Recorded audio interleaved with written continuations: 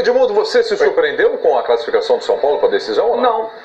Não me surpreendi não. O Palmeiras vive um momento ruim tecnicamente, né?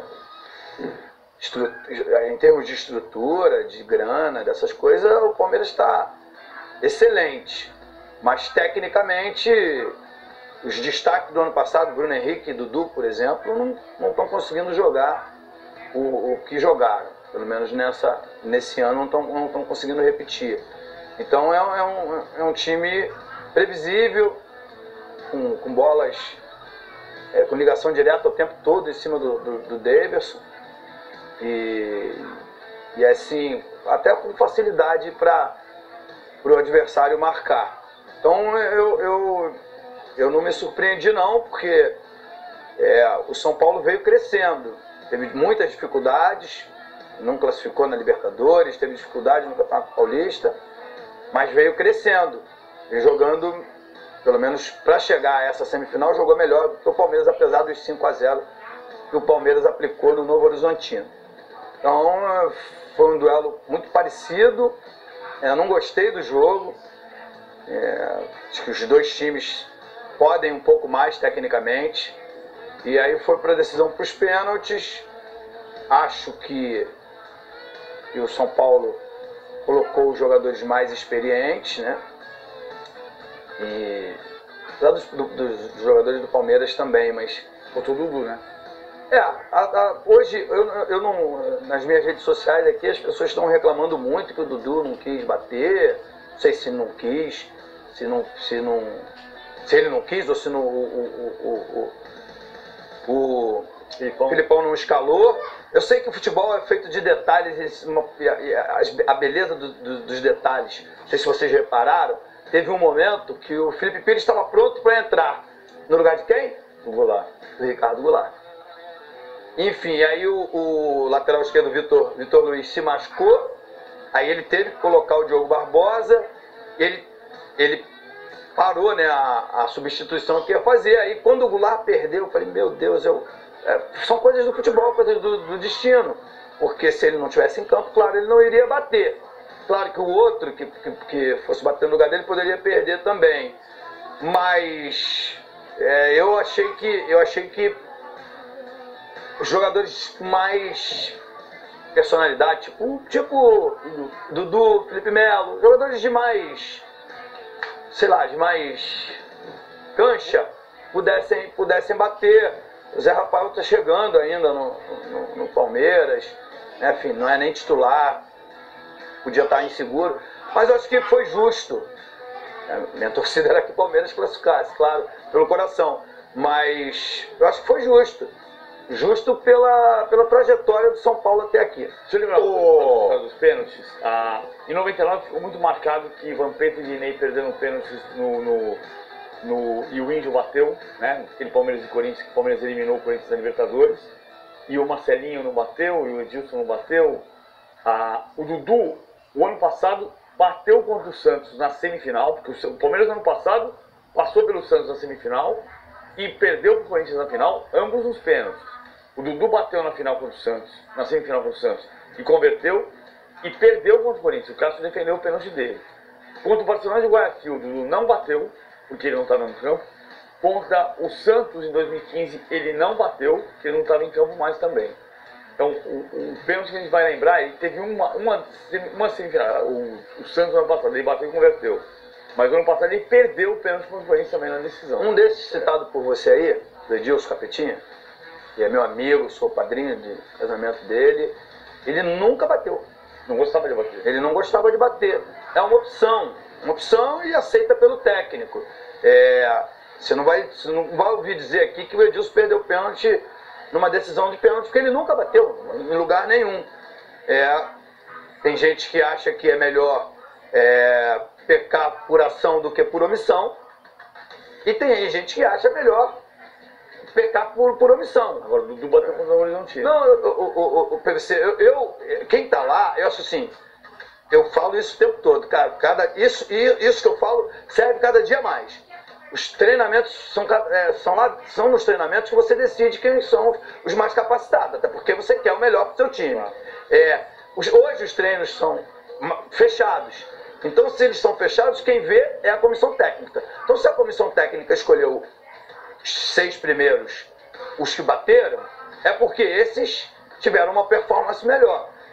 Eu não ouvi o narrador dizer que o Palmeiras se preparou para as cobranças de pênalti. Ouvi do São Paulo. Quais eram os batedores? Qual eram os batedores, o aproveitamento, inclusive o goleiro. Foi dito em números. Teve um aproveitamento de 100%, bateu 5 pênaltis e converteu os 5. E foi lá e perdeu. E foi lá e perdeu. Isso acontece, faz parte do jogo. Faz parte do jogo. Mas eu acho que a entrada desse aí que tá batendo, o Nenê, foi uma entrada estratégica. Para bater pênalti, usando toda a sua experiência. Eu acho que o Palmeiras não se preparou, né? Não se preparou para as cobranças de pênalti, talvez por isso tenha perdido. Ozinho, e qual é a sua opinião com a sua experiência dentro de campo? Um time que tem Raí, a torcida espera que ele vá bater o pênalti no momento decisivo. Um time que tem o Zinho, o torcedor espera que na decisão por pênalti ele vai bater pênalti. Ele vai e perde na Libertadores. Não, ok, mas a expectativa é que os grandes peguem a bola e vá para a marca. Por que o Dudu não bateu o pênalti? Assim, pode ser tudo que já foi falado aqui, né, do aproveitamento dele no treinamento, mas mesmo não tendo um aproveitamento bom no treino, o craque do time, o cara que é batedor, ele sempre está na relação. Pode ter sido alguma parte física, a gente não sabe, não veio nenhuma declaração ainda, ninguém ainda entrevistou o Dudu ou o próprio Filipão, não sei se perguntaram isso para ele, eu não escutei o Filipão dizendo. O Filipão não perguntaram para o Praz e ele falou... para jogadores, né? Para os jogadores, que ele não estava na relação, não foi escalado. Assim, tem isso, tem um momento ali que você está ali fazendo relaxando a musculatura depois do jogo, aquela tensão, o pessoal dando uma palavra de apoio, e tem treinador, comissão técnica, vai passando pelos caras que já estão determinados para bater, pelo menos era assim quando eu estava jogando, tá tudo bem, vai pro pênalti, tá certo, tá legal, tá se sentindo bem, então vai falando um por um. Aí tem jogador que, eu não acho isso errado, pipocou, não, o cara não tá se sentindo bem. Não tá com personalidade naquele momento ali daquela batida. Não estou dizendo que aconteceu isso com o Dudu. É melhor ele vir a público. Mas é normal que o craque do time, e eu acho ele o craque do time, que como já foi citado aqui, melhor jogador do campeonato, eleito o melhor jogador do campeonato, nós aqui até cobrávamos ele na seleção, é normal que esse cara pegue a bola e chame essa responsabilidade até para bater logo primeiro, como fez o Nenê, que mais normal ele do que o Zé Rafael. É mais normal ele bater. Agora pode ter acontecido todas essas outras coisas. Eu só vou discordar um pouco da turma aqui da mesa no jogo. Eu acho que o jogo foi ruim, não foi uma decisão. Eu falei isso. Você falou que foi ruim? Achei que o jogo foi ruim. Então vou concordar. Não foi digno da grandeza dos dois times. Eu acho que assim... Ninguém falou que o jogo foi bom. Eu falei que o Palmeiras foi um pouco melhor que o São Paulo. Eu não achei, cara. Não achei. Achei assim... Eu sempre gostei muito de jogo decisivo. Da decisão. Na decisão, os grandes jogadores têm que aparecer. E tinham muitos bons jogadores para ser um clássico muito restrito à parte tática, de muita marcação, de muita pegada, de diminuir os espaços, faz parte, mas faltou aquele talento individual, uma jogada diferente. Você vê assim, o PVC tem melhor números, né, do que a gente, mas, cara, chance clara de gol, eu vi umas 2 no máximo, claras. Foi o menino ali no primeiro tempo do São Paulo, o Antony, que o Antony pegou, né? E depois teve uma no segundo tempo. A do Everton, que ele bateu pra fora. Teve a bola do Davidson, que na bola cruzada, o Davidson saiu e bateu com o pé direito, bateu mal por baixo do Thiago Volpe, a bola saiu. Teve a bola do Scarpa. Para uma decisão. O Palmeiras finalizou 16 vezes, o São Paulo finalizou 6. Dessas 16 vezes, o Palmeiras chutou 8-4, 8 vezes no gol, o São Paulo 4. O Palmeiras deu o dobro do São Paulo. E eu acho assim, eu vou confessar, jogando em casa, com a torcida, primeiro jogo foi empate no Morumbi. Não vou falar a palavra surpresa, mas eu achava que o Palmeiras era muito favorito pro jogo. É uma opinião minha, antes de começar. E não sei se isso foi uma carga ruim para esse time do Palmeiras. Porque o São Paulo, assim, ninguém esperava, crise, problemas, mudanças, organizar um time durante o campeonato, colocou os garotos mais pelo desespero do que por estratégia, por montagem, por planejamento. Não vem me falar que esses garotos entraram no time do São Paulo porque já estavam planejando, eles já estavam no elenco para jogar, não. Era Diego Souza, era Rojas, era Nenê, era Hernanes, era Pablo, era Everton, não eram os garotos. Mas a crise, o entender que a montagem foi errada, o planejamento foi errado, fez vamos dizer, vamos buscar o socorro ali, e deu certo. Porque esse Antony é um baita de um garoto aí que tem um futuro pela frente. É bom jogador. Não gostei muito do Igor, como é o nome do menino? Do Meia? Igor Gomes não fez um bom jogo hoje. O próprio Felipe ali também. Ele tentou dar uma pedalada aqui. Não foi muito bem. O Liseiro foi bem. O Liseiro, sim. O Liseiro já tem jogando. Esse já estava no elenco. Mas esse já é do time. São 4 minutos. Luan foi bem. Foi bem. Foi muito bem. Tirou um gol. Na função dele ali. Um gol quase feito. Mas assim, é um planejamento? Não. Foi uma coisa assim. No sufoco colocou, deu certo. Então a pressão em cima do São Paulo era menor. Se o São Paulo é desclassificado hoje, não ia ter uma pressão em cima do São Paulo, não ia ter aquela coisa, porque o Cuca não tinha que ter ido ali e tal. Então, um cara que eu quero elogiar no São Paulo é o Wagner Mancini. Porque tudo bem, o Cuca estava ali na frente como treinador, mas o grande responsável por essa mudança é Wagner Mancini. Então, onde foi que o Cuca, ele não ganhou o jogo? Onde foi que ele classificou o time do São Paulo? O que ele fez para passar pelo time do Palmeiras? Vou antecipar, meus amigos? Se o favorito era o time do Palmeiras. Não, eu acho que a grande estratégia do Cuca foi não tirar o Wagner Mancini. Deixar o Wagner Mancini com ele ali, nos treinos, no dia a dia, faz diferença aí, no banco, porque eu vi o Wagner Mancini toda hora indo nele, falando com ele, e quando o jogador ia entrar, o Wagner Mancini também ia e falava com o jogador. Esse comando duplo, que eu tava meio assim, pô, como é que vai ser isso? Pelo menos nesse jogo, eu vi que teve um comando duplo sim, que o Wagner Mancini foi participativo. E eu acho que com isso o Cuca acertou. Foi muito legal do Cuca ter a humildade de deixar o cara ali tendo uma voz também, falando. Eu concordo, só que eu acho que assim, a história do técnico duplo, a gente fala assim, no Brasil já teve Vitinho e Leônidas, Botafogo de 72. Mas quem foi pra coletiva foi o Cuca. Então o técnico era o Cuca. Eu acho que de fato o Mancini está perto ali, o Mancini compartilhou decisões e substituições com o Cuca, e o Mancini é uma referência especialmente para os garotos que ele lançou, e o Antony virou um titular com o Mancini, o Igor Gomes principalmente virou titular com o Mancini, então ele olha para o banco que está o Mancini ali, pode ser uma referência. Mas no fundo, o São Paulo se fortaleceu nesse processo de 2 meses que todo mundo duvidou. Que é um absurdo, por que o Cuca não veio, por que é o Mancini, e no fundo, o time se acertou nesse período. E quem foi para as coletivas na hora do sufoco, foi o Raí. Era o único com calma, com tranquilidade. Eu elogio o Wagner Mancini. E eu acho que assim, se eu fosse o Cuca hoje, eu tinha mandado o Wagner Mancini para a coletiva. Seria justo. Seria justo. Porque na hora de apagar o incêndio foi ele toda hora lá. E o Raí apareceu algumas vezes na boa. Porque na fria, especialmente naquela derrota do Palmeiras no Pacaembu, quem apareceu foi o Mancini sozinho para dar a entrevista mais sóbria, serena e longa de todo esse período. Foi o Mancini solitário, que foi o jogo que o Mancini define, e eu acho que ele está certo, e o Cuca compartilha, que aquele jogo é o jogo que mostrou quando o Palmeiras jogou de igual para igual, então pode fortalecer. Aquele jogo é muito marcante como a fronteira do time que perdia para o time que começou a se equilibrar. Claro que se o São Paulo for campeão paulista, vai ser a receita de como fazer tudo errado e dar tudo certo. É verdade.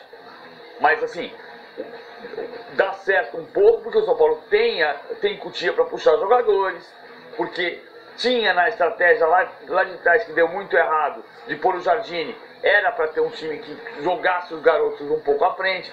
O São Paulo tem que fazer a receita Grêmio, de jogar jogadores da base e mesclar com alguns que vão chegar. Tietê que chegou, Pato que chegou, Vitor Bueno. Vitor Bueno que chegou. E aí fazer essa mescla de um time que tem investimento, mas que tem também revelações.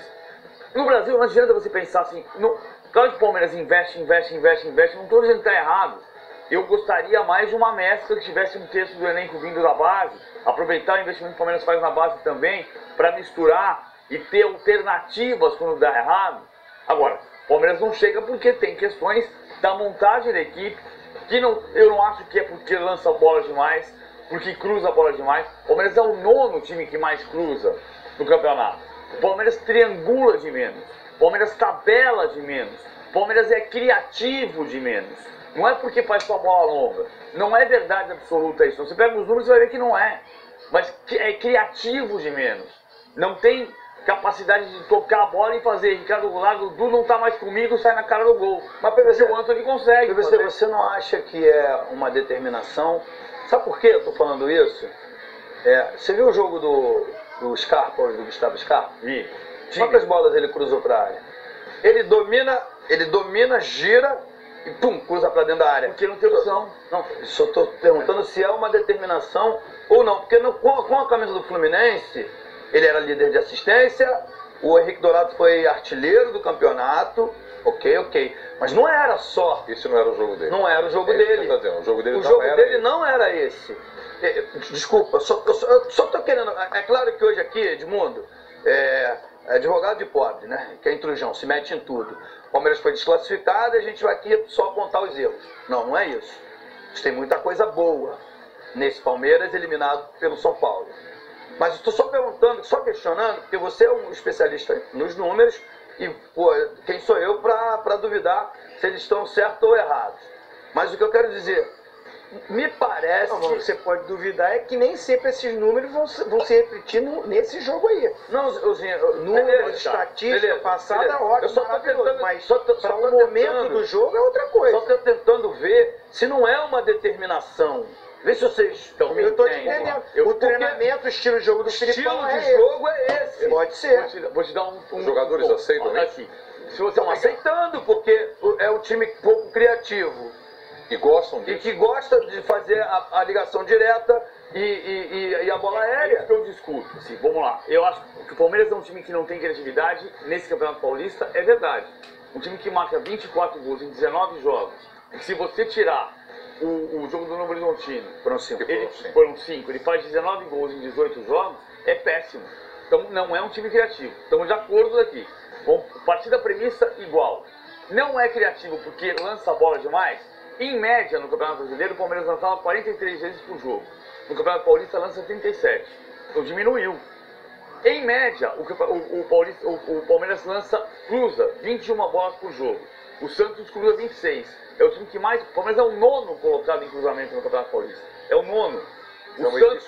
O Santos cruza mais, o Corinthians cruza mais, o São Paulo cruza mais. Eu acho que o problema que existe não está exatamente aqui.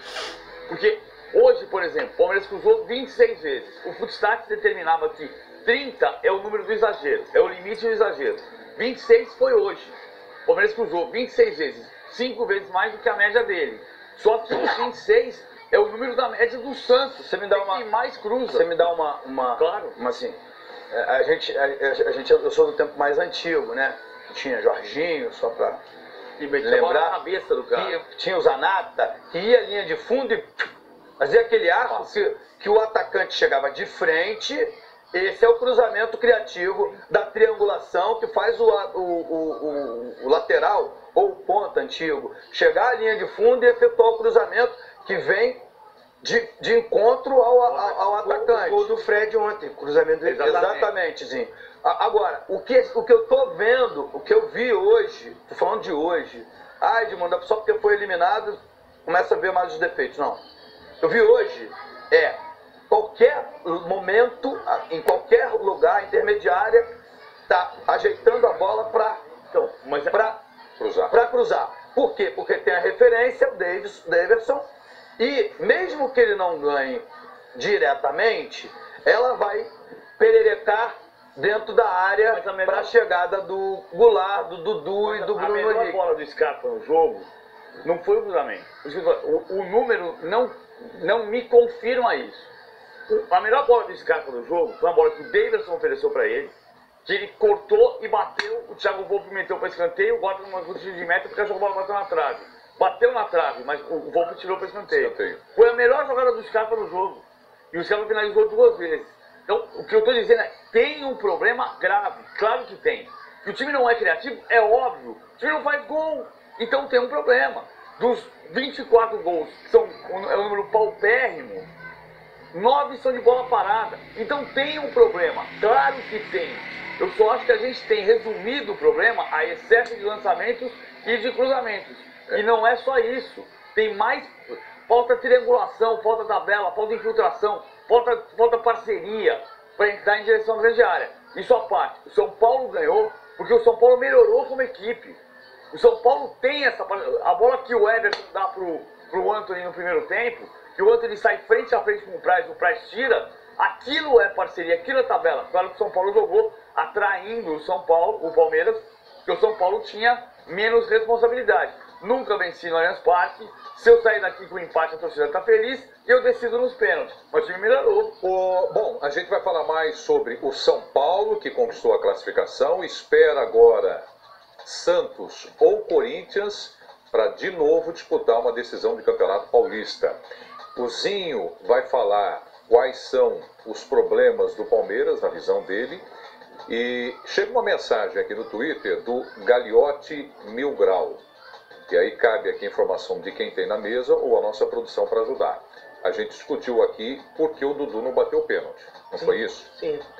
E ele está dizendo aqui, olha o aproveitamento do Dudu em decisões dos pênaltis. Bateu 5 vezes, só acertou 1 vez. Perdeu 4. Isso é verdade? Foi o que eu falei agora há pouco. Vamos dar. Ele não bateu contra o Santos em 2015 porque não estava mais no jogo. Ele não bateu contra o Santos em 2015. Não lembro se não estava mais no jogo. Não bateu contra o Barcelona do Guayaquil em 2017. Já não estava mais no jogo. Ele bateu contra o Santos e fez e perdeu contra o Corinthians. Ele era batedor de pênalti oficial, aí ele perdeu algumas penalidades. Hoje é o Gustavo Gomes, hoje é o zagueiro. Que bateu muito bem. Que bateu bem. Muito bem. Então, assim, tem uma explicação. Você erra. O outro acerta, o outro vira batedor. Claro. Então, não necessariamente a torcida quer que os seus ídolos tomem a frente, tenham mais a responsabilidade. Mas pode ser que o comandante não tenha escalado. E aí não é culpa do atleta. Só citei o Edilson porque ele fala abertamente. Não estou aqui caguetando ninguém. Claro. Ele fala abertamente. Declara isso, né? Eu não batia, eu não gostava de bater. Ponto. Era já uma coisa definitiva. Para não ter o risco de... acho que não é o caso do Dudu. Acho que não é o caso do Dudu. Acho que ele não foi escalado para bater. Não foi ele que não quis bater. Além dos que eu falei, em 15, na semifinal contra o Corinthians, ele bateu e fez. Então ele fez contra o Corinthians em 15, ele fez contra o Santos em 18. Ele perdeu contra o Corinthians em 18. Ele não bateu contra o Barcelona em 2017 e não bateu contra o Santos em 2015. Ok, eu vou pedir para o Zinho comentar então sobre o time do Palmeiras, porque em determinado momento que vocês discutiram o Palmeiras, o Zinho fez assim. Fez assim aqui na bancada. Eu quero saber o que o Zinho quis dizer com isso, o que foi que aconteceu. E só por curiosidade, depois, não agora, mas depois, no programa ainda hoje, já que a gente está discutindo o pênalti, eu tenho uma curiosidade. Tá dizendo que O Bebeto, eu quero saber se o Bebeto queria bater pênalti ou não em 94, na decisão. Ia bater o último. Mas depois a gente discute sobre o Bebeto. Mas vamos lá, fala aí, Zinho. Não, quando eu balancei a cabeça é negócio dos números, né? Que a gente fica às vezes só preso nesses números. Mas assim, aí o PVC estava falando, o Palmeiras fez 24 gols, né? É pouco. Mas está desclassificado para um outro time que fez menos. Então, às vezes, não é esse número que vai determinar se você vai ser campeão ou mas não. o ponto é que você tem uma expectativa diferente em relação ao investimento que o time fez e a mudança que o time teve no campeonato. Quando você diz assim, São Paulo fez 16 gols em 19 jogos, você fala assim, é claro, foi uma porcaria o ano inteiro. Quando você fala assim, o Palmeiras fez 24 gols em 19 jogos, mas como? Como? Com esse investimento, com esse elenco, com esse time, com o Dudu, com o Scarpa, com o Davis, com o Bora? Como? Lucas Lima? Como? É a expectativa. A expectativa é a mãe da frustração. Aí você já está dando um outro argumento para essa coisa dos números. Eu quero dizer o seguinte, que o ter feito 24 gols é muito pouco, mas perdeu a classificação para um time que fez menos gols que ele. Que é pior que ele. Isso aí está comprovado. Né? Agora, essa outra questão aí é o rendimento desses jogadores. Aí eu concordo. Não está o rendimento esperado pelo investimento feito nesses jogadores que são de altíssimo nível. Mas lembrar o seguinte, esse elenco, até com menos jogadores, que não estava aí o Goulart, não estava... quem mais foi contratado agora do Palmeiras? Arthur, Rafael Veiga. Esse time terminou o ano jogando muito bem e sendo campeão brasileiro. E sendo exaltado porque tinha 2 grupos e por isso que conquistou o Campeonato Brasileiro de pontos corridos. Então, assim, eu ainda acredito que o Palmeiras vai evoluir durante o ano. É um campeonato que se perdeu, é claro que tem essa frustração, porque tem uma equipe melhor, porque tem um elenco melhor. Então, esperava-se, por isso que eu falei no início do meu comentário, para mim, esperava que o Palmeiras ia ganhar e bem.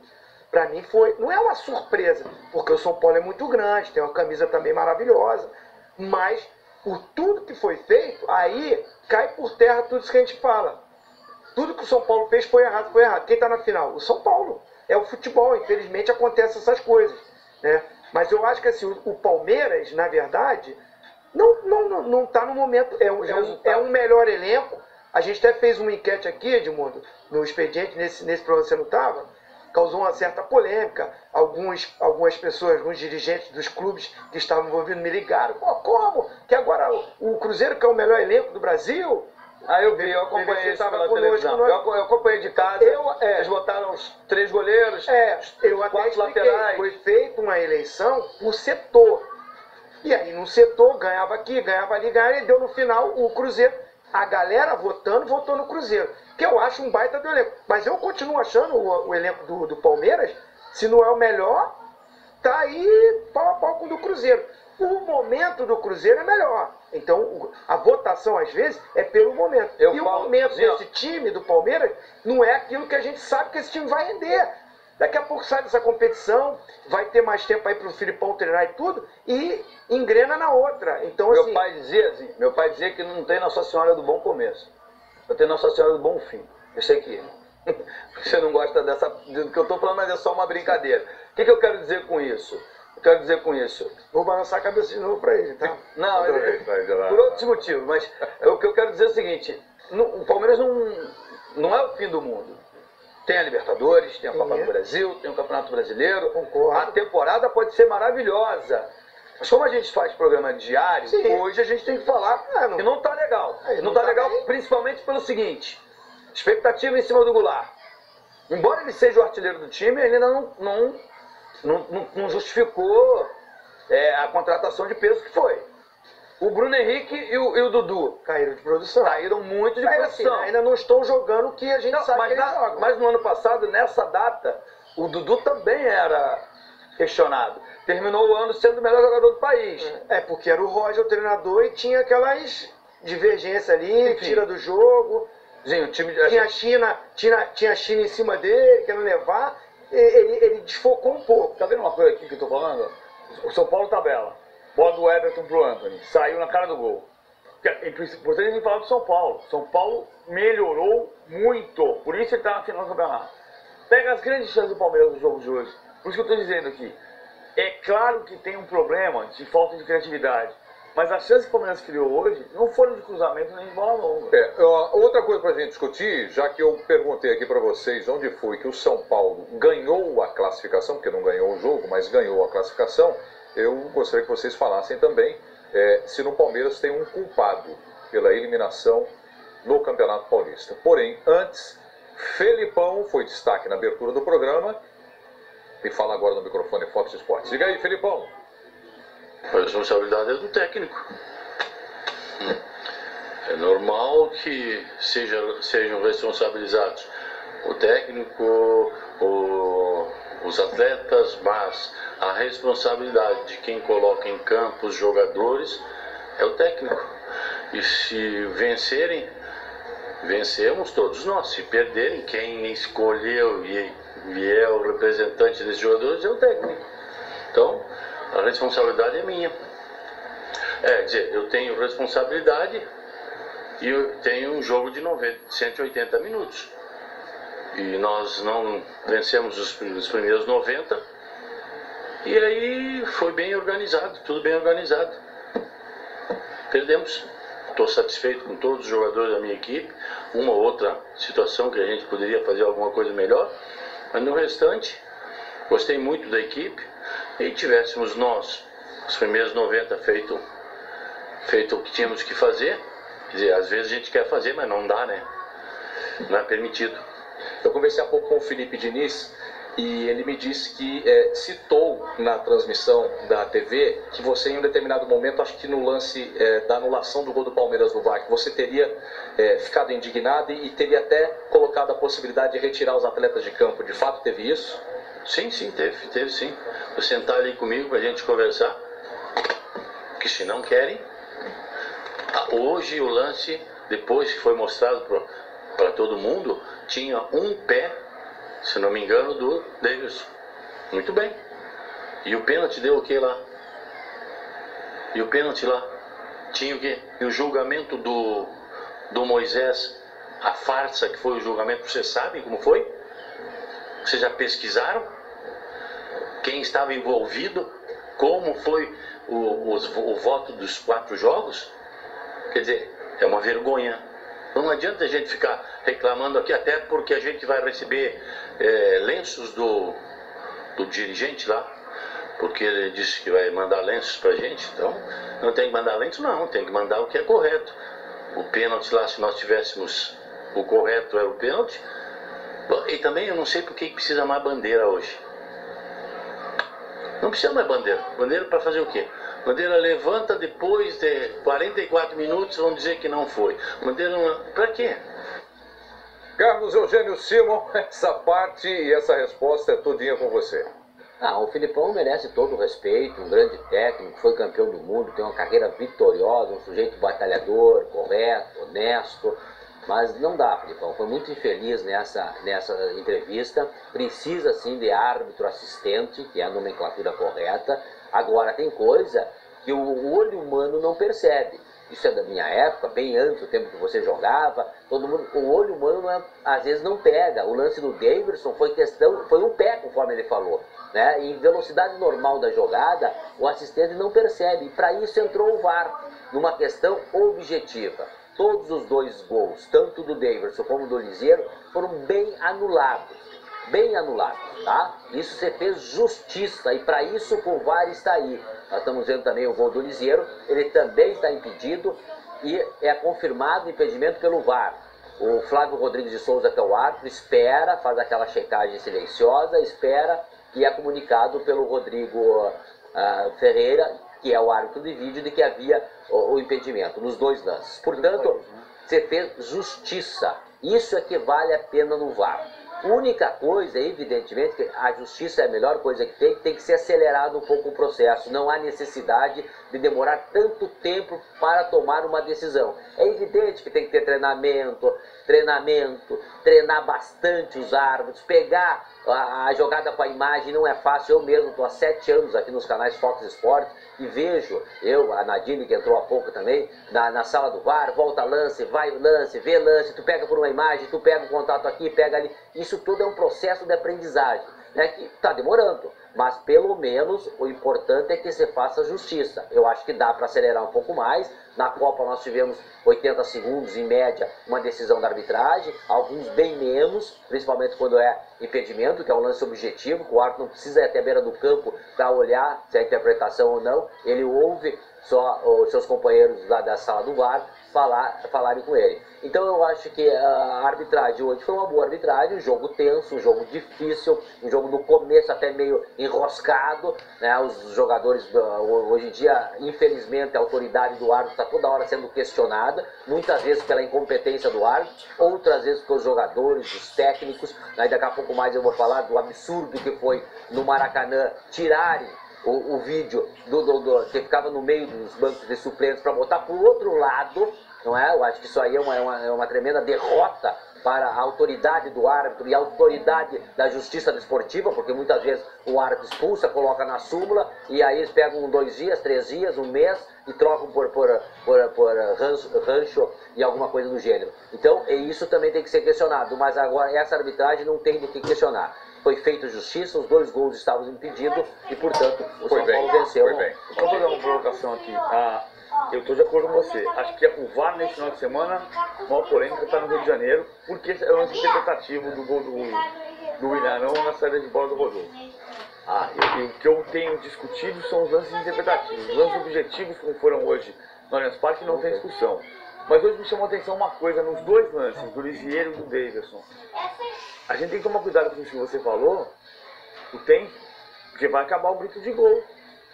Nós vamos acabar com o grito de gol, o cara vai sair o gol no estádio e vai falar assim, nossa, será que foi? Falei isso pra você hoje, que não tem a emoção do gol. Pois é, porque você fica ali esperando. Do gol. Aí você sai o gol, todo gol é checado. O árbitro vai decidir. Todo gol é checado, claro, tudo bem, mas o árbitro é treinado para saber se foi gol ou se não foi. Então ele precisa definir no campo. Ele não pode acabar com o grito de gol, seja do Lisieiro, seja do Davidson, ele anula o mais rápido possível. Sim, não pode você fazer o gol, aí você fala assim, não, agora nós vamos checar se foi gol. Vai acabar o grito de gol. Claro, isso aí passa por treinamento, exaustivo treinamento. Tem que treinar esses árbitros, não é? O Campeonato Brasileiro começa daqui a uns dias e terá o VAR também, só que tem que treinar os árbitros. Conforme eu coloquei, você tem o meu exemplo da Nadine aqui, os comentaristas da arbitragem do Fox Sports, dos canais Fox Sports, nós ficamos ali, 3 horas da tarde, eu tava aí, tu vai do lance, separa, volta, vem, vê. Então isso aí o cara tem que fazer lá na cabine o mais rápido possível, é evidente, mas ele não tem essa prática ainda, essa habilidade, isso aí tem que ter paciência um pouquinho. Bom, o William Douglas, a sua participação com a gente agora através do Twitter, ele diz, o Palmeiras está sendo mal escalado. Comentário do William, do EGG Tal. Vocês ficam sempre achando o time do Palmeiras o máximo. Na verdade, é um time no nível dos demais times paulistas. Foi o que eu falei no começo. Os times brasileiros, times 11, não são dessa superioridade toda. O JP, Dudu está com a cabeça totalmente fora do Palmeiras. Não joga nada há muito tempo. O Filipão e sua teimosia acabando com o ano do Verdão. Jaime de Souza. Acho que analisar o Palmeiras com números é perder tempo. A questão são os jogadores e o técnico. Está reclamando aqui o Jaime. O Marcão, goleiro, campeão e muito querido pelos torcedores do Palmeiras, também se pronunciou hoje através de redes sociais, né? É Instagram do amigo jornalista Alex Mira. O Alex colocou ali, olha... Classificação justa do São Paulo, futebol apresentado pelo Palmeiras nesse estadual foi do tamanho de chegar à semifinal. Só São Paulo cresceu na reta final. Aí do lado direito ali, olha, entra o Marcos Goleiro, que é o Marcão. Decisão tem uns malucos que some. Tá reclamando aí o Marcão. Decisão, jogo importante, tem gente que some. Quem sumiu, Edmundo? Não, quem é que está sumindo? A gente já falou aqui. Dudu, Bruno Henrique, Ricardo Goulart, Gustavo Scarpa, jogadores decisivos, né? Porque lá atrás o Palmeiras não teve muita diferença. Mas eu acho que, assim, esses são os nomes que seriam titulares e referência em qualquer time. Certo? Certo. Mas o padrão de jogo também é importante. Treinar as triangulações pedidas pelo PVC é importante. Tá? Posicionamento em campo, conhecimento do que um quer fazer, outro. Nosso time lá, a gente jogava por música, né, Zinho? Tinha bons jogadores, tinha um treinamento adequado, com posicionamento, com movimentação, com estratégia. Já cansei de falar aqui que eu vinha com o lateral até o meio-campo, dali eu entregava ele pro meia, o volante que do lado direito. Zinho. Tô errado, Zinho? E a estratégia era o seguinte: quando roubar a bola, Zinho e Mazinho, que tinham os melhores passes, bola no Edmundo. E a determinação ao que vos fala, o Edmundo que está aqui, era driblar para servir o Evaí. Era uma estratégia. Claro que os gols não saíam necessariamente assim, né, Zinho? Sim. Tínhamos outros Variações, repertórios, tem variações, tinha outras sim. variações, mas tinha treinamentos para isso. Você está falando porque do tempo que quem era o técnico? o Vanderlei chegou. Tem alguma coisa que o Vanderlei dizia para vocês em preleção e no vestiário, vocês faziam diferente no campo porque não concordavam com ele? Algumas vezes sim, É. mas não velada, não de forma velada, de forma aberta para que a gente, para você desenvolver o seu melhor futebol. O jogador de futebol hoje, ele está muito,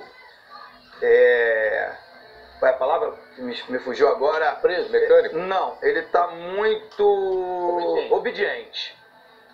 Se dá uma determinação, ele vai lá e cumpre. E aí por isso acabou o improviso, ou diminuiu o improviso. Mas eu já entendi você. Você já falou no programa. Entendeu? Então, se Foi claro, foi claro. você tem que ter um improviso também. Tá determinado isso, mas, cara, isso aqui está sendo marcado. Vou variar. Eu vou trocar de posição. Eu vou tentar uma outra alternativa. Isso vai do jogador. Estou tentando aqui fazer uma meia-culpa, porque precisa de treinamento. Uma peça de teatro precisa ser ensaiada. Uma banda de música precisa ensaiar. Concordam ou não? Um time de futebol precisa treinar, cara. Precisa ensaiar. Aí, claro, chega lá, alguém se destaca. O ator principal se destaca, o vocalista se destaca.